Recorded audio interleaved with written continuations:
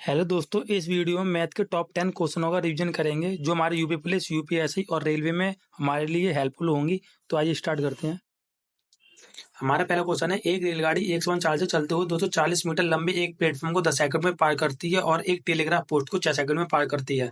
तो रेलगाड़ी की लंबाई और उसकी चाल ज्ञात कीजिए, उसकी लेंथ और स्पीड निकालनी है। दो एल लंबाई एक ट्रेन है, वो क्या कर रही है, वो 240 मीटर प्लेटफॉर्म को पार करने में कितना समय ले रही है, 10 सेकंड का। और वही एक टेलीग्राफ को, वही ट्रेन एक टेलीग्राफ को पार करने में 6 सेकंड का समय ले रही है। वो कितना समय बचा रही है अपना, 4 सेकंड बचा रही है। 4 सेकंड बचा रही है वो अपना, क्यों बचा रही है, क्योंकि उसको 240 मीटर दूरी कम तय करनी पड़ रही है। तो 1 सेकंड में वो कितनी दूरी चलेगी, 1 सेकंड में चलेगी वो 60 मीटर। तो उसकी स्पीड कितनी हो गई, 60 मीटर पर सेकंड। लेकिन उसकी दी किसमें स्पीड है, किलोमीटर इंटू हावर में। तो क्या करेंगे, 18/5 को मल्टीप्लाई कर देंगे, 5 से कटेगा 12 बार, 12 का 18 मल्टीप्लाई करेंगे तो 216 किलोमीटर पर हावर। अब हमको उसकी क्या निकालनी, उसकी लेंथ तो निकालनी। तो लेंथ निकालने के लिए क्या हुआ, डिस्टेंस बराबर time into speed. Time into speed, time कितना है हमारा 60 और स्पीड कितनी है, स्पीड है हमारी, सॉरी स्पीड हमारी 60 और टाइम कितना हमारा 6। दोनों का मल्टीप्लाई करेंगे, कर लेंगे, कितना है 360। तो इसकी लेंथ कितनी हो जाएगी, 316 मीटर और स्पीड हो जाएगी 216 किलोमीटर। इस हमारा आंसर कौन सा हो जाएगा, डी ऑप्शन। हमारा नेक्स्ट क्वेश्चन देखते हैं हम अपना। हमारा नेक्स्ट क्वेश्चन है, अमन के पास निश्चित संख्या में 20 रुपए और 10 रुपए के नोट हैं जिनकी कीमत 390 है। अगर हर तरह के नोटों के नंबर आपस में बदल दिए जाएं तो नई रकम 90 रुपए कम हो जाती है। 90 रुपए कम हो जाती है, याद रखना।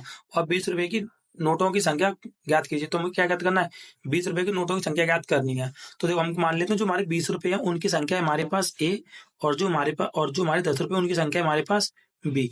तो जब मेरे पास 20 रुपए के ए नोट है तो उनकी संख्या प्लस, और 10 रुपए के मेरे पास बी नोट है, तो कितने रुपए हो रहे हैं मेरे पास, 390 रुपए। और ऐसे जब मेरे पास, जब मैं इन नंबरों को पलट दूंगा तो 20 रुपए के मेरे पास कितने नोट हो जाएंगे बी, और 10 रुपए के कितने नोट हो जाएंगे मेरे पास ए। तो टोटल कितने नंबर हो गए, तो कितने रुपए हो रहे हैं मेरे 300, क्योंकि 90 रुपए कम हो जाते हैं।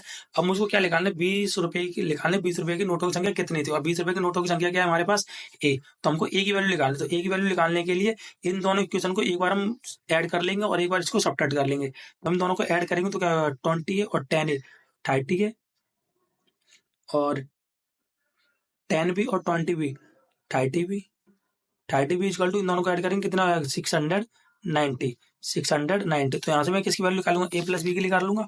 तो ए प्लस बी की वैल्यू हमारी निकल आएगी, ए प्लस बी की 30 कॉमन लेके 30 से काटूंगा तो कितना 23।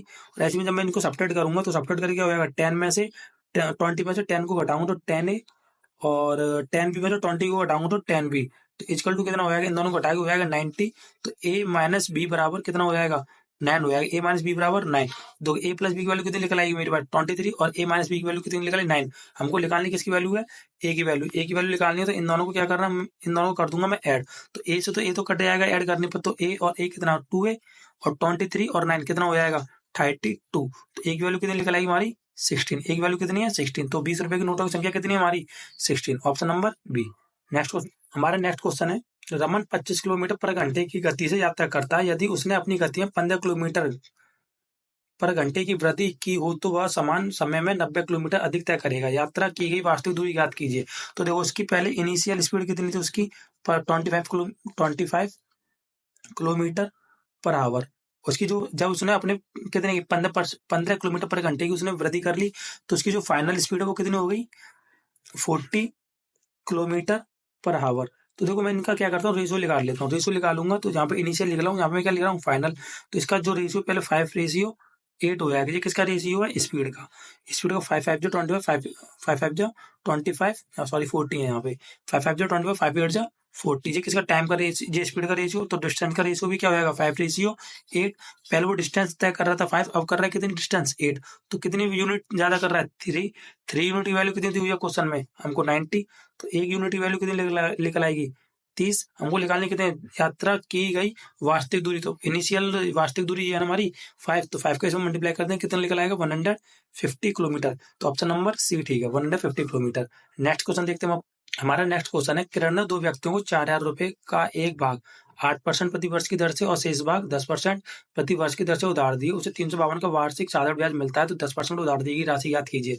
तो किरण ने 4,000 रुपए का कुछ एक भाग उठाया उसने 8% पर और शेष भाग को 10% पर। इस प्रकार उसको कितनी ब्याज मिली? 352 रुपए, वो भी साधारण ब्याज मिल रही है। तो उसने पूछा 10% पर जो उसने राशि उठाई वो कितनी उठाई है। तो पहले देखो 352 4,000 का कितना परसेंट है? 352 4,000 का कितना परसेंट है? तो 2 जीरो गया, 40 से इसको लेकर काटेंगे तो कितना कटा पॉइंट लगेगा यहाँ पे? तो 8.8%। इसका जो परसेंटेज लिख लीजिए, ओवरऑल उसको कितना मिल रहा है? 8.8%। तो देखो उसने पहला भाग उठाया कितने का?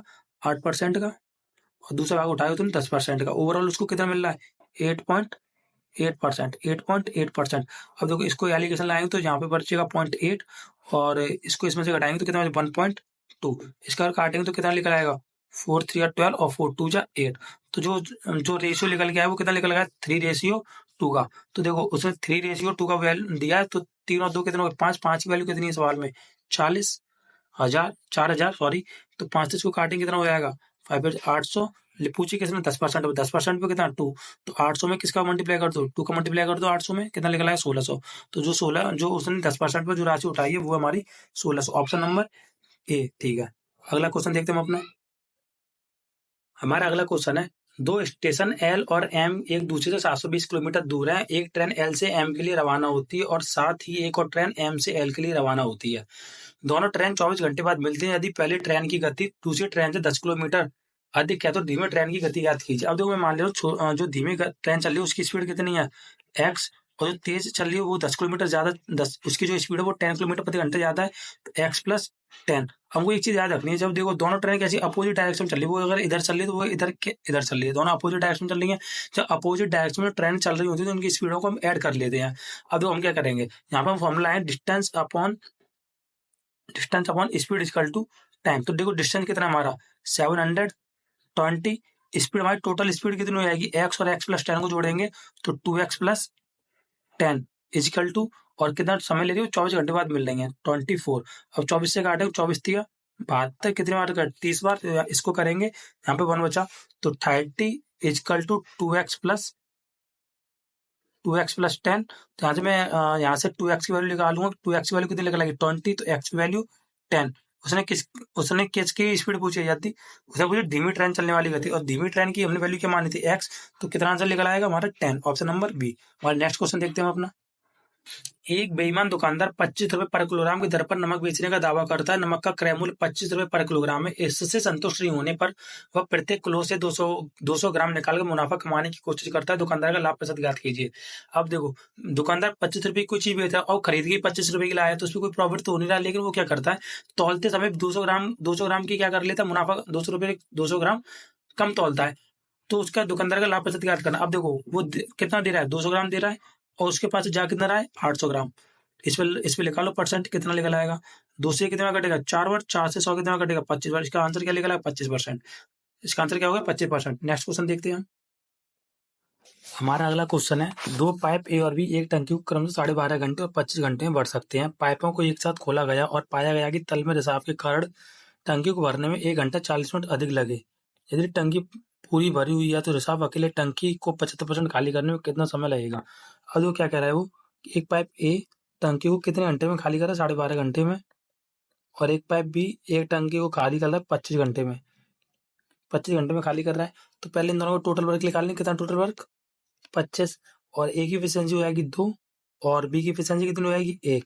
तो ए और बी इस काम को कितनी देर में कर लेंगे? तो ए और बी कर लेंगे इस काम को 25/3 में। टोटल वर्क अपॉन एफिशिएंसी इनकी कितनी है? 2 और 1 3, 3 एफिशिएंसी होगी। लेकिन वो क्या कह रहा है कि रिसाव के कारण टंकी को भरने में कितना अधिक समय लग रहा है? 1 घंटा 40 मिनट। 1 घंटा 40 मिनट का मतलब क्या है? 100 मिनट। 100 मिनट को अगर मैं उसमें आवर में बदलूंगा तो कितना हो जाएगा? 65/3। तो कितना टाइम ज्यादा लग रहा है? 5/3। तो टोटल टाइम कितना हो गया? 3 एलसीएम, 25 से 5 30, तो 10। तो ए बी सी को भरने में कितना टाइम लगेगा? जब बी ए बी और सी तीनों एक साथ काम करेंगे तो कितने देर में भरेंगे? 10 घंटे में। 10 के समय भाग तो इफिशियंसी कितनी निकल आएगी? 2.5। अब 2.5 ए भर रहा है 2, ए की इफिशियंसी 2 है, बी की इफिशियंसी 1 है, तो दोनों की इफिशियंसी कितनी होगी हमारी? 3। लेकिन अब जब तीनों के तीनों एक साथ काम कर रहे हैं तो कितना काम कर रहे हैं? 2.5। तो सी कितना खाली कर रहा होगा? 0.5 खाली कर रहा है। तो अब क्या निकालेंगे, टंकी अकेले टंकी के 75% को सी कितनी देर में खाली करेगा, कितने समय में घंटे लगेंगे उसको खाली करने में। तो 25 टोटल वर्क है, कितना इफिशियंसी कितनी पी की 0.5, और 75 की वैल्यू कितनी हो जाएगी 3/4 फ्रैक्शन वैल्यू।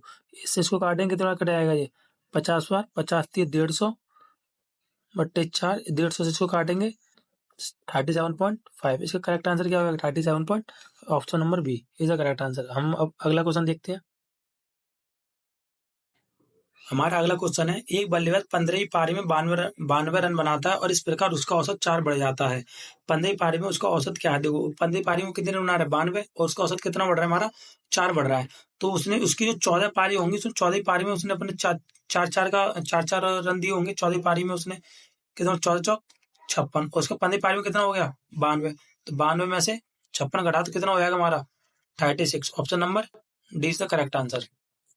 हमारा अगला क्वेश्चन है, एक फल विक्रेता आम और केले इस तरह बेचता है कि जब वह 35 केले बेचता है तो उसे 7 आमों के विक्रय मूल्य के बराबर लाभ होता है, और जब वह 35 आम बेचता है तो 15 केलों के विक्रय मूल्य के बराबर हानि होती है।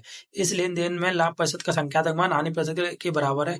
यदि केले और आम के प्रति इकाई का लागत मूल्य 1:2 है तो आम और केले की प्रति इकाई विक्रय मूल्य का अनुपात ज्ञात कीजिए। देखो, जब वो 35 केले बेचता है तो 7 आमों के विक्रय मूल्य के बराबर लाभ हो रहा है। तो 7 आमों के विक्रय मूल्य के बराबर लाभ हो रहा है 35 आमों का, 35 किलो का लागत मूल्य कितनी है एक, तो 35 एकम 35 इंटू 100। अब वो अगला क्या कह रहा है कि 35 आम बेचता तो 15 किलो के विक्रय मूल्य के बराबर हानि होती है। तो 15 बनाना के बराबर हानि हो रही है कब 35 आम बेचने में। 35 तो एक आम की लागत मूल्य कितनी है 2, 15 दूनी 70 गुणा 100, 100 से जो 100 गई 35 दूनी 70। मुझको निकालना क्या है आम और किलो का अनुपात निकालना है। तो mango ratio banana equal to, देखो इधर तो 15 तो वही रहेंगे, 7 नीचे आए 7 2 जा 40। तो एम रेशियो बी कितना निकल आया, एम रेशियो बी 15 रेशियो 14।